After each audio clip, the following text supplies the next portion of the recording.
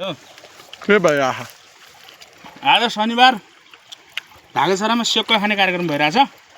हामीले माछा पनि त्यहाँ माछा पुरै डब्बा भरिन लाखौ नि गङ्गटा पनि ठाड्रे खान गङ्गाको खतरा भाषा यार सुक्सेको अनि यात्रा हो। अनि चिसो ल्याए भए पनि हुन्थ्यो नि चिसो केही ल्याइएन। कस्तो छ हामी टक्क आगो बाल ल यो धागे छरा हो। हामी चाहिँ यहाँ देवाली पुजेर हामीले माछा यहाँ देवाली पुजेर माछा यहाँ आजैसम्म टिप्नु पर्ने माछा पुरै बाटो यहाँ खोलामा लडिरहेको छ नि यी माछा। ल यहाँ चाहिँ आज टिप्ने कार्यक्रम छँदैछ अनि यहाँ फते गरेर माछाले देवाली पुजेको यो धागे छरा